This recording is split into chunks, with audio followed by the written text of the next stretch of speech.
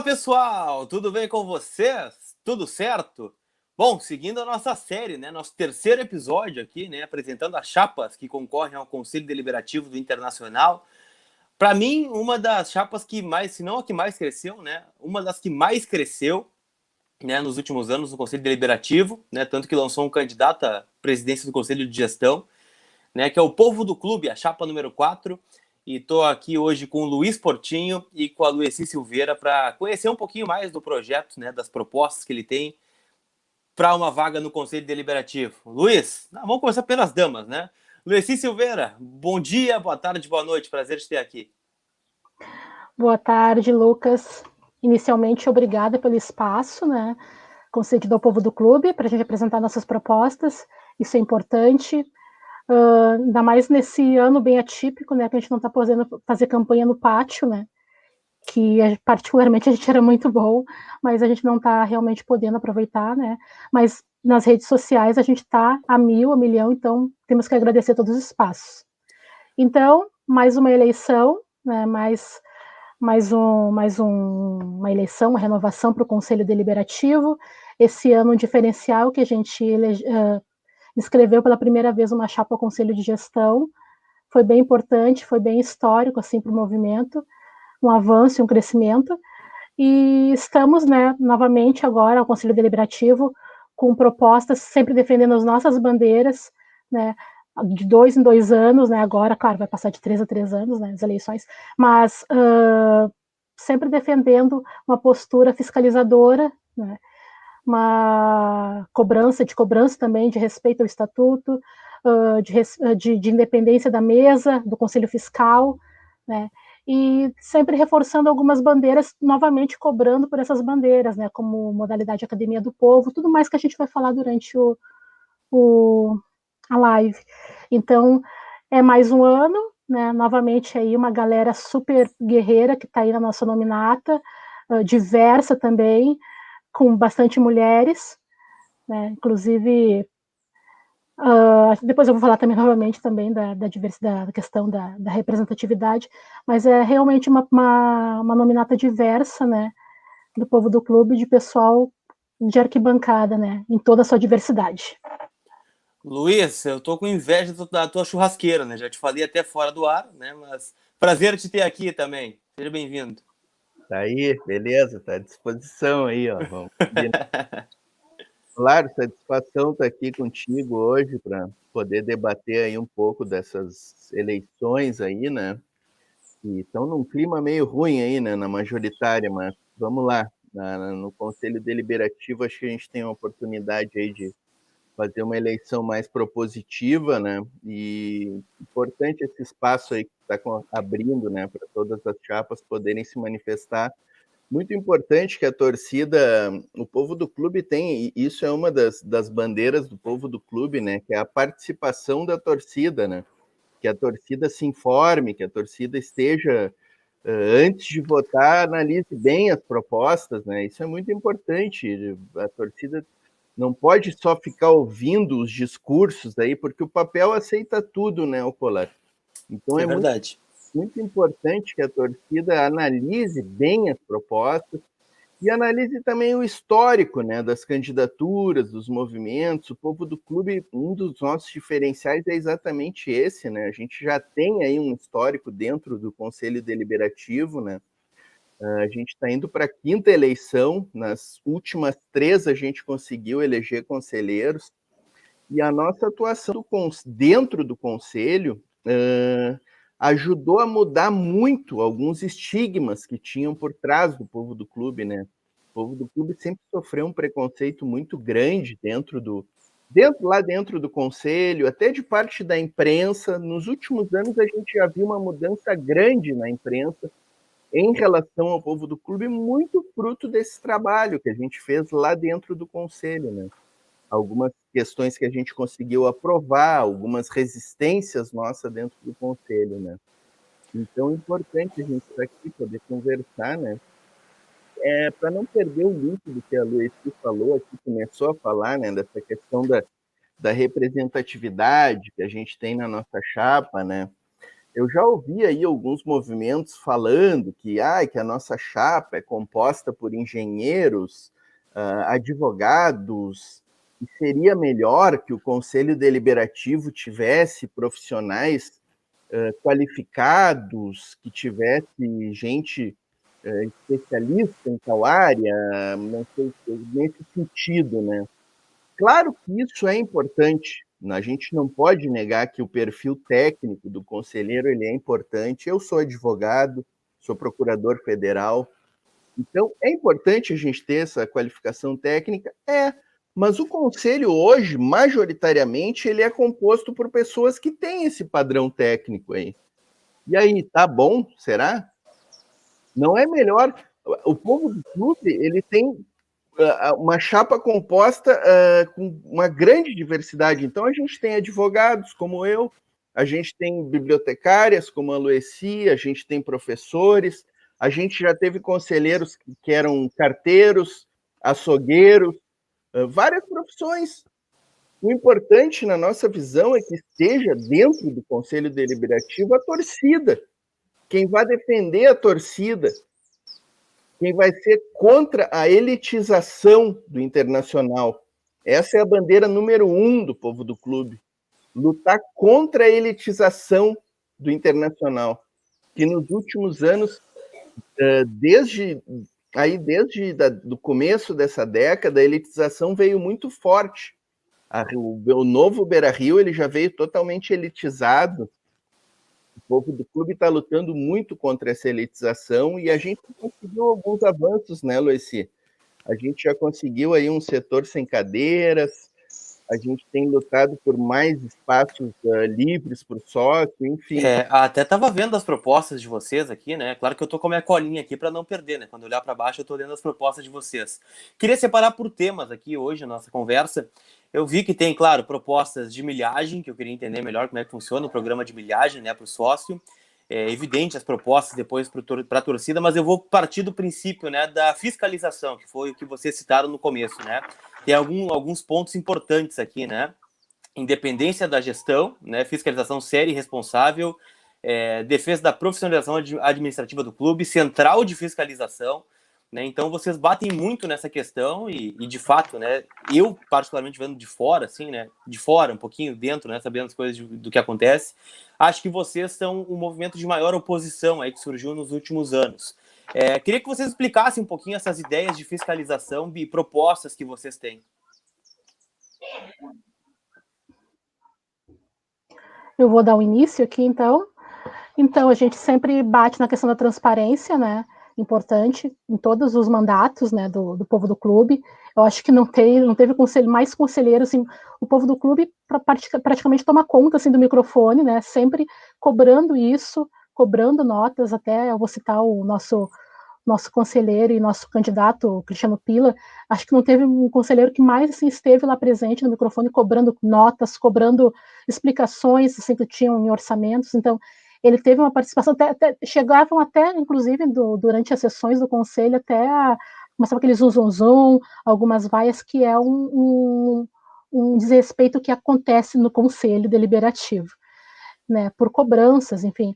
Então, foi sugerido, acho que desde o ano passado, já foi mencionado pela primeira vez, a questão da central de fiscalização, né, que é uma proposta nossa, onde sócios e sócias, né, poderão ter acesso às contas, a dados comprobatórios do clube, né, mediante um espaço dentro do clube, com orientação de algum funcionário, computador, né, prestando algumas informações que todo caso associado se interesse. Uma pergunta, qual a diferença dessa proposta para o acesso ao portal da transparência hoje?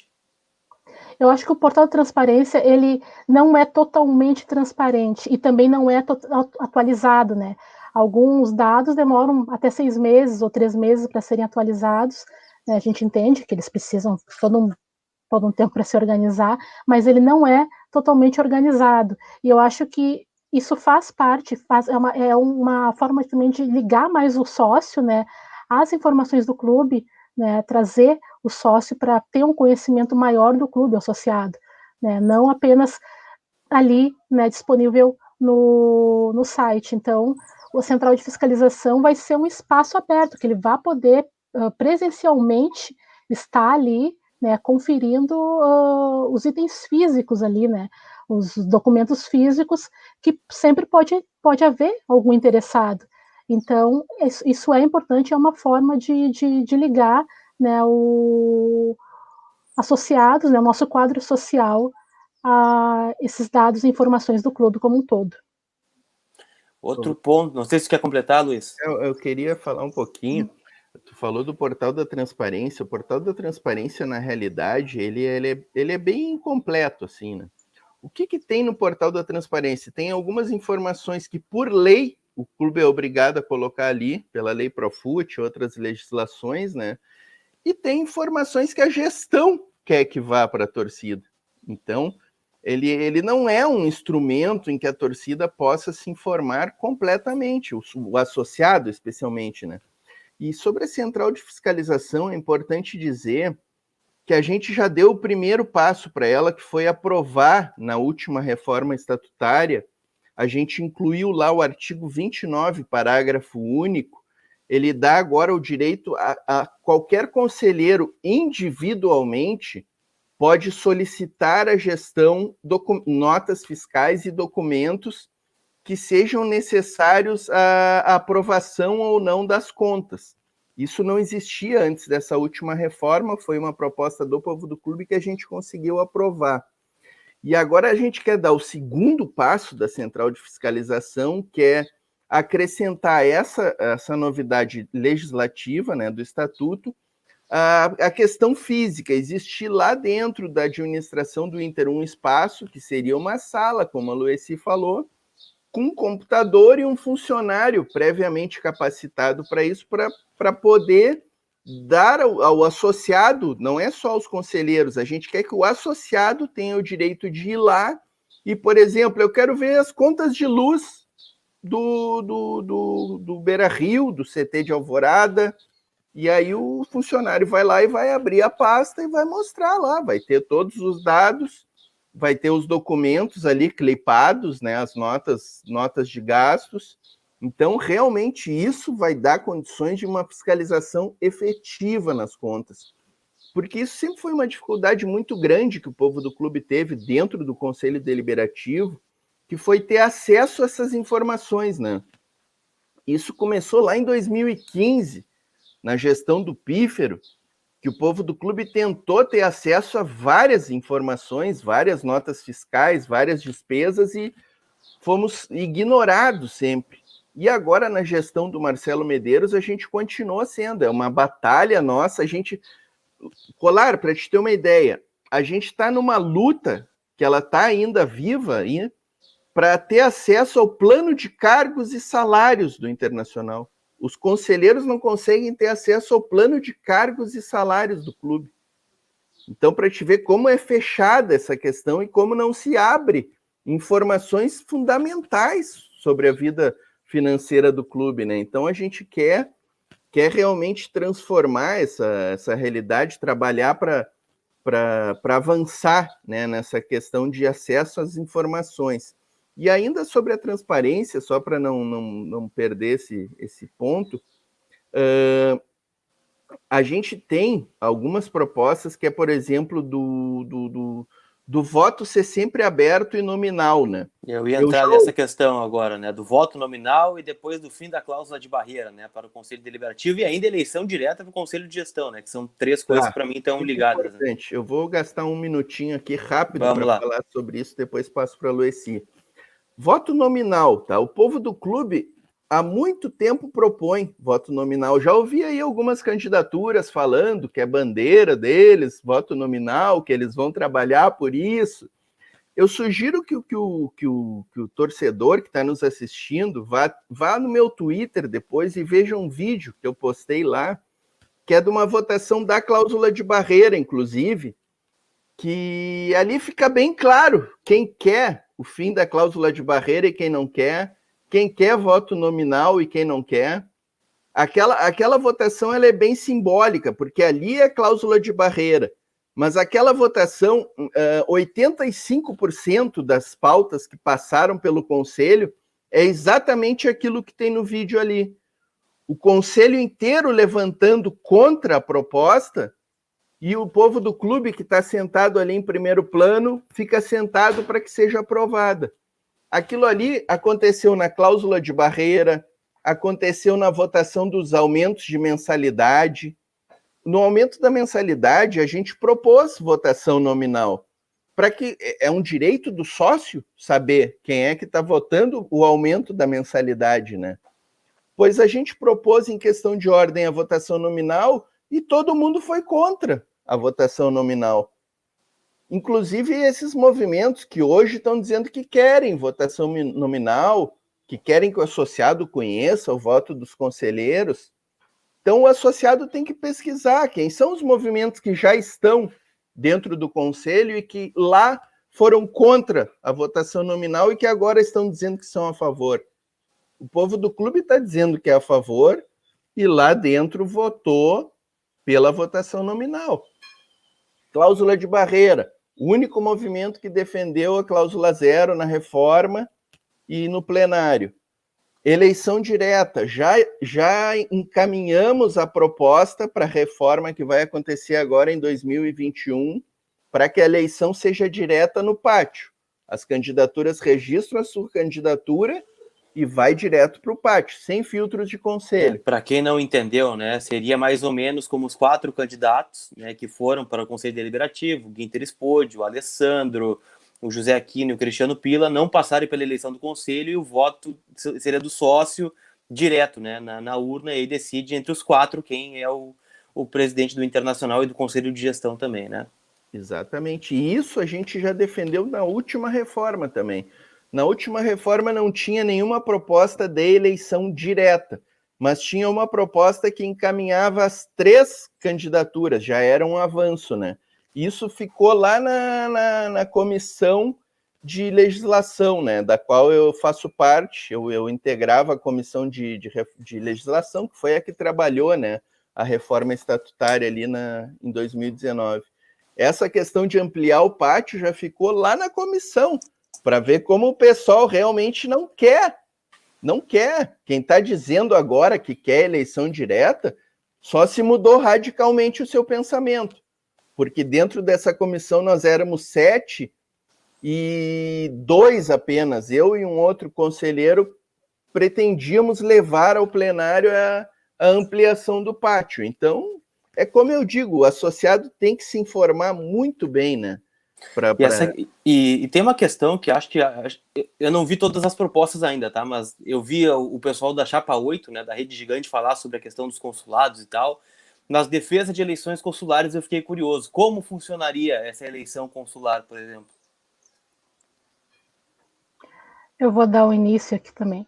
A gente sempre defendeu, né, a independência dos consulados, independência, autonomia, liberdade de expressão, mais democracia e um posicionamento. Então, que os representantes, né, que os sócios daquela região pudessem escolher os seus cônsuls, né?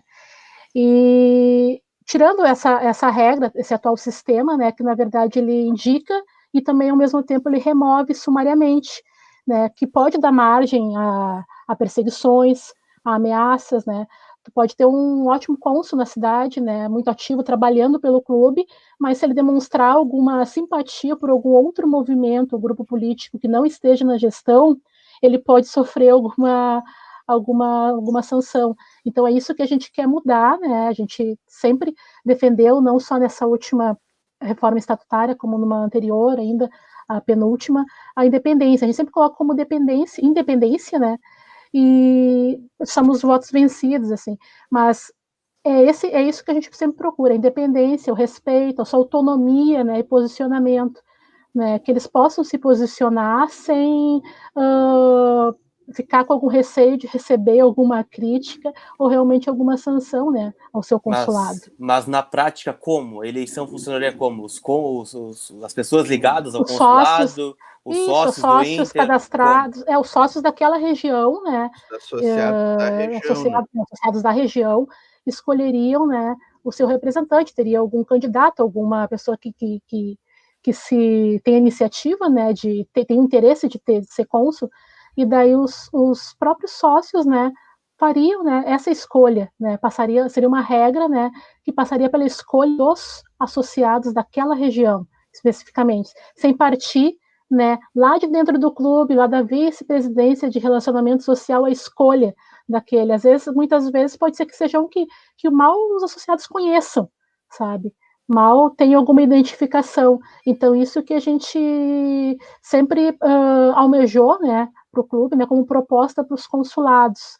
Né? Nunca foi, como a gente já escutou, o povo do clube não gosta de consulados, não. A gente defende essa independência justamente para que não tenha esses comentários, né? Que a gente realmente possa fazer algo, tornar mais democrático, né, essas escolhas, né, no Estado e fora do Estado também. Entendi. Dentro dessa questão de, claro, falamos de consulados, eleições consulares, eu tô com alguns outros pontos aqui que tem a ver mais com Beira-Rio, torcida, né, campo, né, dia de jogo, pelo menos é o que eu acredito, né? Que é um programa, defesa de um programa de milhagem, valorizando o sócio mais frequente ao estádio e também do interior, e uma reforma de setorização do Beira-Rio, eliminando as cadeiras locadas ociosas, destinando para a área livre, aumentando o espaço do sócio campeão do mundo. Pergunto, como fazer isso da questão das cadeiras locadas, se elas também são uma questão de renda para o clube, né? Talvez o sócio que não vá a todos os jogos, mas que tenha a sua cadeira ali. E como também fazer esse programa de milhagem. Esse eu confesso que eu fiquei curioso. Como fazer? Colar, a questão das cadeiras locadas, a gente não quer acabar com as cadeiras locadas. Pelo contrário, a gente valoriza, é uma renda importante para o clube. Só que o Internacional, nessa última gestão, pelo menos, tinham cadeiras locadas ociosas, que não estavam locadas e o espaço estava ali reservado. Vocês têm o número de quantas são ou não? A gente não tem o número certo, assim, mas eram em torno de 500 cadeiras ali naquele meio ali, né? Uhum. Então, é um espaço que fica ali ocioso, esperando que alguém vá alocar. Isso aí é um tiro no pé, né, do clube, né? Tu não ganha renda e tu perde o espaço no estádio, né? E em conjunto com essa proposta das locadas, a gente tem também uma das propostas é a retomada da antiga social, né? Que essa é uma proposta, a gente reconhece que é mais difícil, mas esse debate ele precisa pelo menos iniciar no clube. E, infelizmente, essa gestão que está terminando sequer iniciou. A gente tem aí aquele episódio, né, que foi notório, aí, que Abril tem uma dívida com o Internacional, né? Esses valores poderiam tranquilamente ser utilizados para já iniciar uma conversa dessa retomada da social, né? E a gente entende que o ideal para o clube seria que as locadas mudassem ali para o outro lado e aquele espaço que hoje é locada virasse uma zona livre, né? E aí ficaria todo aquele espaço ali da Padre Cacique como uma zona livre, né? Mas as locadas, tu diz, atrás do banco de reservas, ali onde é a área VIP, né? A área VIP. Da área VIP, né? A gente tem uma proposta, uma concepção de Beira-Rio de retomar aquele espaço, né? Que aquele espaço vai ser nosso em 2034 só, né? Sim. Então a gente entende que uma gestão deveria começar a conversar com Abril para retomar aquele espaço, até porque Abril não gosta daquele espaço muito, né? Abril usa aquilo ali, né? Alguns jogos mais festivos, Abril leva os seus clientes lá, né? Mas não é um espaço assim que gera um grande lucro para essa holding aí, né? A Abril é um braço da Andrade Gutierrez, né?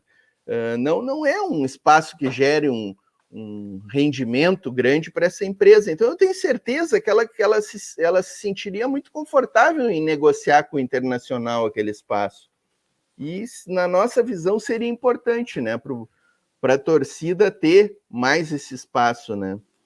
E o programa de milhagem, ele realmente é para valorizar o torcedor que vá a todos os jogos, né, e não fique como acontece hoje, que o torcedor vai lá tá fiel lá nos jogos de gauchão, e aí quando chega nas grandes datas, né, nas finais, acaba ficando de fora da festa, né? Então a ideia Mas vou te dar um contraponto, que eu já ouvi, eu tinha essa ideia também. Mas como não ser injusto com os sócios que seguem pagando mensalidade fora de Porto Alegre e que não podem vir por distância, trabalho, enfim, como não ser injusto com eles? Sim, aí a gente tem o problema que o Beira-Rio tem 50 mil lugares para um conjunto de cento e tantos mil sócios, né? Mas o nosso programa de milhagem, ele tem ali alguns mecanismos que compensam essa questão aí, que deixam, que satisfazem também esse sócio do interior, né? Que, claro, tem que ter o seu direito assegurado de frequentar também nas grandes datas, né? Mas, enfim, seria um início de discussão, pelo menos, né, dessa questão da milhagem, que eu acho que seria interessante até para incentivar o torcedor a ir nesses jogos menores também, né? Sim, a ocupar o Beira-Rio no gauchão, porque uma preocupação que a gente tem, Ocolar, muito grande, além dessa questão da milhagem também, é da ocupação do Beira-Rio, né? A taxa de ocupação do Beira-Rio, que ela é muito baixa, né? Ela está em torno aí de 40%, se não me engano, 40%, 50%, algo assim. A gente entende que essa taxa teria que ser 70%, 80%, né? Então, a gestão, infelizmente, dentro do Conselho Deliberativo, a gente não consegue fazer muita coisa nesse sentido, né? A gente cobra, né?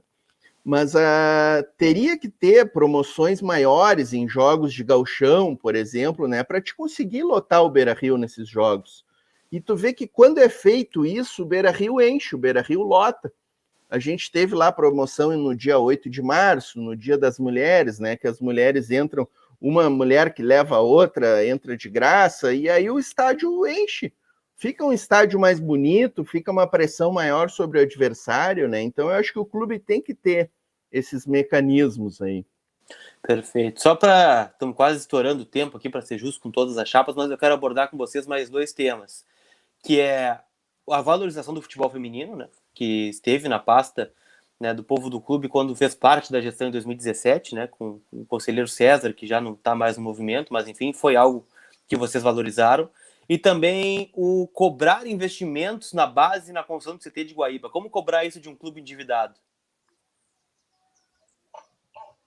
Eu vou iniciar falando do futebol feminino, né? Ele sempre foi uma pauta, uma bandeira do povo do clube, né? A questão da valorização da modalidade. Nós estivemos presentes também na retomada do futebol feminino em 2017, em jogos naquela época, que eram no Parque Esportivo ali da PUC, né? E também na peneira que teve lá no CT de Alvorada, né? Que foram mais de 700 meninas e o povo do clube esteve lá, não só prestigiando, como ajudou, trabalhando, escrevendo as meninas, né, ali, né? A gente também fez e realizou esse trabalho com diferentes, enfim, a gente recebeu as meninas com diferentes realidades e o sonho de poder jogar futebol, né, e jogar no internacional, né. Depois daquilo, a gente sempre foi valorizando, foi fazendo cobranças, como as gurias coloradas no Beira-Rio também, né, a gente não aceitava aquelas justificativas que nos repassavam, né, e até hoje também ainda é uma briga constante, né, para que esses jogos sejam no Beira-Rio e não lá no campo do Sesc, lá no Sesc Campestre, né, que é uma estrutura melhor, assim, um pouco que da PUC, né, mas ainda assim não é a nossa casa. E também como tu vai atrair mais torcedores e torcedoras para ir lá numa região que é um pouquinho mais distante, né, para diversos torcedores, para mim, particularmente, que sou de Gravataí, né, eu gostava de ir para o Beira-Rio, né, Vizinha aqui, então. Sou bem em Gravataí, na cidade. Mas, assim, não é a minha casa, é para outra região que eu estou indo, né? Então, é uma forma de valorizar também a modalidade. Também a questão de que se divulgue os jogos das meninas, a gente vê que às vezes tem ali a divulgação dos jogos no site, né? Mas não aproveita todas as mídias do clube, como a rádio, a TV Inter, né? Que possam passar jogos, mais informações. A rádio passa, né? Mas agora há pouco, estão a iniciar o Gauchão, né? E que informe, que seja sempre ali no site que o jogo vai estar passando, vai estar sendo transmitido pela Rádio Colorado e pelo site ali da Federação Gaúcha ali, né, também. Sim. Então tragam essas informações e divulguem, mandem e-mail, né, informem, vai ter jogo das gurias coloradas, né, da mesma forma que tratam o futebol masculino, também convidem a prestigiar outra modalidade que é tão importante também, é o nome do nosso clube que está ali, né. Então, a gente agora há pouco, a gente esteve cobrando também no conselho, né, nossa colega Fabiane esteve fazendo uma fala, procurando saber quais os contratos que estavam sendo renovados ou não, né, se não estão atrasando com contratos, com assinaturas de contratos de algumas jogadoras, grandes jogadoras, como é que está essa renovação, né, para a gente não perder essas grandes jogadoras, até porque muitas querem jogar ali, muitos pais delas, alguns pais também querem que elas joguem no Inter, né, então, né, ficar em cima, a gente sempre tem que ficar em cima, até para a questão de renovação de contrato também, fazendo essa cobrança. Então, é uma modalidade, uma bandeira que o povo do clube sempre vai defender, né, sempre vai procurar ali publicizar na nossa página, nas nossas redes, se a gente verificar algo errado, né, e estamos com outras ações, a gente até agora tem uma live, a Voz das Gurias, aqui pelo povo do clube, né, sempre trazendo dados, né, sobre a história do futebol e dados até do futebol feminino, né, que também teve um pioneirismo lá na década de 1980. Então, o clube tem muito ainda a contribuir, né, é algo que faz parte do clube e ele sempre tem que valorizar da mesma forma, que é o nosso nome. E a última questão que tu... Rapidinho, se puder ser breve, né, para não rapidinho. estender muito, né, a questão do investimento em Guaíba e na base, né, como cobrar isso de um clube com dificuldade financeira. Isso até é interessante, porque eu recebi uma pergunta agora de um associado que queria dar um apoio para a chapa, mas queria saber, trouxe algumas perguntas, né, até eu levei até para o Portinho e para um outro companheiro nosso de movimento, né, que ele perguntou, como assim o clube com tantos gastos e a questão do CT de Guaíba, não seriam mais gastos, né, se a gente já tem o CT de Alvorada e tal, e daí, realmente, o CT de Alvorada, ele é alugado, né, então o clube, às vezes, paga, investe naquele CT, às vezes que tem uma estrutura precária, investe uma grana e poderia estar investindo em algo nosso já, né? Então, por que não ter CT, né? Investir numa mobilização da torcida, que a gente pensa, né? Iniciar uma construção através de módulos, né? Com a ajuda da torcida, uma mobilização, assim, se a gente for pensar, como a construção do Beira-Rio lá do início da década de 1960, né? Não numa campanha do tijolo, mas pensar formas, né, com o apoio da torcida, né, mas tornando transparente para a torcida, né, para o tamanho da importância que tem, a dimensão da importância que tem essa construção. Eu acho que a partir dessa construção a gente vai ter um clube, um time vencedor, né, tirando ali do CT do Parque Gigante, que é também uma estrutura que está um pouco ultrapassada, ali junto ao Parque de Lazer, né, e integrando tudo no CT de Guaíba. Então, né, se a gente investe tantos milhões para manter esse CT lá, morada do Queros, né, se a gente tem, por que não investir em algo nosso, né, que seja realmente nosso? Então, informar, porque muitas vezes os sócios e as sócias não desconhecem esse fato, né, que é alugado esse espaço, é tanto de investimento que é feito, né, então, fazer diversas ações, né, a gestão e o conselho, por que não sugerir? Porque a gente sempre está propondo. E o Lueci, sobre esse ponto, só é importante mencionar, né, que o Inter é um clube que arrecada 400 milhões, né, no ano. Então, o Inter é um clube que arrecada uma verba razoavelmente boa, é uma das 5 maiores arrecadações do futebol brasileiro, e a gente gasta muito mal. O Conselho Deliberativo ele tem que ter mais protagonismo nessa questão do orçamento do clube. A gente, na última gestão, a gente apresentou ali uma proposta de déficit zero, ela foi motivo de risada lá na reunião. O pessoal, né, fez pouco da nossa proposta, riu da nossa cara. Enfim, quando o povo do clube tenta, dentro do conselho, fazer propostas de orçamento, geralmente elas são ridicularizadas e o pessoal diz que é impossível, que não tem como. E eu acho que isso é, sim, é o papel mais importante do conselheiro, é essa questão do orçamento, ser ativo, propor, apresentar aonde pode reduzir gastos e aonde teria que gastar mais ou menos, né? Então, eu acho que dentro dessa questão das receitas do clube, eu acho que é possível, sim, a gente destinar mais verbas para a base, que hoje a gente investe pouco, né? Os números comprovam isso, e a questão do início do CT, eu acho que é por aí, né? Perfeito. Só para não sair daqui sem falar de algumas, só objetivamente, assim, ó, algumas propostas que a gente já está com a proposta pronta para apresentar para a reforma do ano que vem. Rapidinho. Redução do número de conselheiros, que a gente acha que hoje tem muito conselheiro lá, dá para reduzir para uns 200, pelo menos. E a outra proposta que a gente tem, hoje um conselheiro que falta 5 reuniões, ele só fica inelegível para a próxima eleição. A gente quer que o conselheiro que falte 5 reuniões perca o mandato. São 2 propostas aí que a gente está engatilhando aí para a próxima reunião, próxima reforma estatutária. Bacana. E hoje temos Boca, né, Colar? Hoje temos Boca. Temos Boca Juniors, né? Entre Boca Juniors e Inter, olha, vamos ver o que dá isso aí. Vamos lá. Está cansado de passar raiva já. Gente, Luiz Portinho, Lueci Silveira, agradeço a presença de vocês aqui, por terem topado, né, mostrar propostas de vocês para o associado que vai votar, ou até mesmo para o sócio que está se inteirando sobre política agora, conhecer o movimento. Só rapidinho, para quem se interessou pelas propostas, quiser conversar com vocês, redes sociais, propostas, onde ele acha? Vou botar o site aqui, ó. Botei o site aqui, o povodoclube.com.br. Então, para quem quiser pesquisar mais, e acredito que nas redes sociais, né? Facebook, Twitter, Instagram, YouTube. YouTube a gente está aí estamos concorrendo com Vozes do Gigante aí no pós-jogo. Então tá. Pós-jogo, a gente está fazendo aí. Bacana, aí. Então.